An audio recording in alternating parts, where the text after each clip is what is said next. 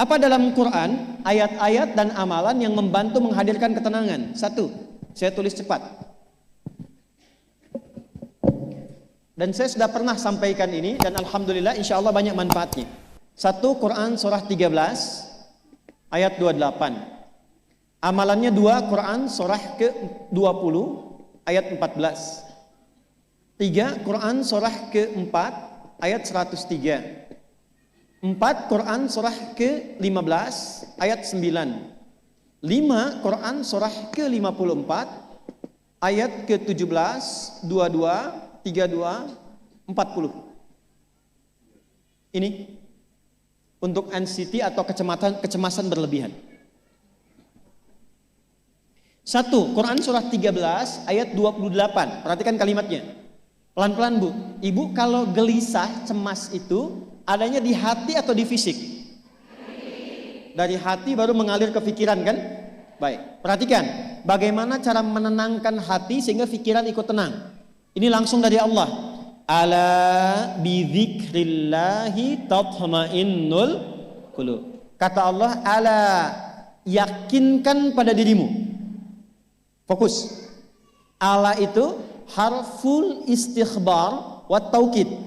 Huruf yang berfungsi membuka informasi dan meyakinkan.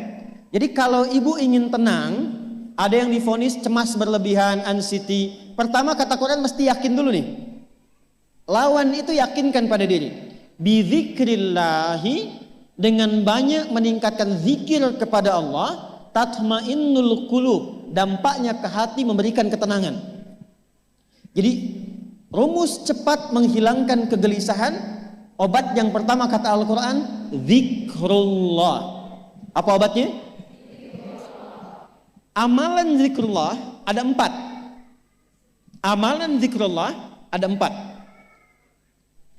1, saya lompat dulu ke yang paling cepat, yang paling gampang, yang paling mudah. Quran surah ke-4 ayat 103. Fa idza qadaytumus salata fadhkurullaha. Maka jika engkau telah tuntas mengerjakan sholat, berzikirlah kepada Allah. Ibu kalau sudah sholat ada zikir? Ya? Subhanallah, alhamdulillah, Allahu akbar, astagfirullah, ada itu? Hafal ya? Itu yang paling gampang. Kalau sedang cemas, keluarkan zikir pertama dalam bentuk kalimat thayyibah. Apa kalimat pertama yang dibaca setelah sholat? Bukan. Astagfirullah. Assalamualaikum warahmatullah. Assalamualaikum warahmatullah. Astaghfirullah. Astaghfirullah. Astaghfirullah. Allahumma antas salam wa minkas salam. Tabarakta ya dzal jalali wal ikram. Kalau ingin agak panjang, boleh. Ada yang versi panjangnya. Ya astaghfirullahalazim alladzi la ilaha illa huwal hayyul qayyum wa atubu ilaih.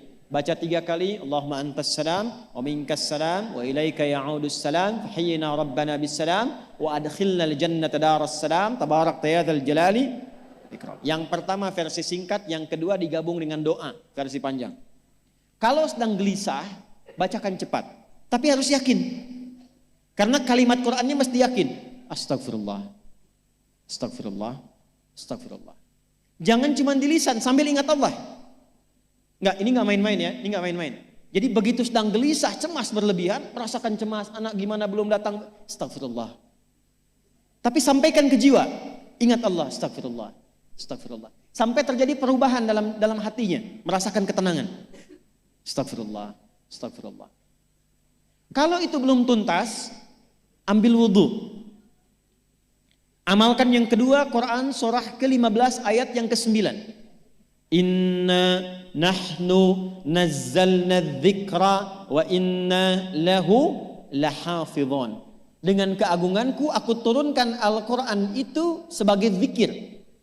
Nah, Quran disebut oleh Allah sebagai zikir. Di antara fungsinya memberikan ketenangan pada jiwa. Ibu kalau sedang cemas, istighfar, masih ada sisanya wudhu, ambil mushaf menghadap kiblat. Baca Bu. Apa yang terjadi? Nanti akan terjadi Quran surah ke-8 ayat kedua. Saya belum tuliskan karena ini detailnya. Innamal mu'minuna alladzina idza dzukirallahu wajilat qulubuhum wa idza tuliyat 'alaihim ayatuhu zadatuhum imana wa 'ala rabbihim yatawakkalun. Sepanjang ada insan beriman, kata Allah, dia dibacakan kepadanya Quran, atau bahkan dia membaca sendiri, akan ada getaran pada jiwanya, meningkat imannya, tersambung hubungannya dengan Allah.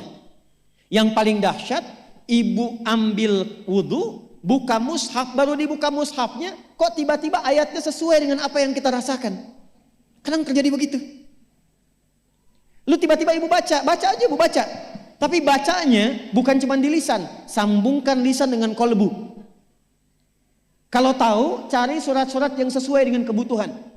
Misal, maaf ya Bu ya, ada yang menganggap misalnya ibu nggak punya kelebihan, ditinggalkan oleh teman, dikecilkan bahkan oleh pasangan sendiri.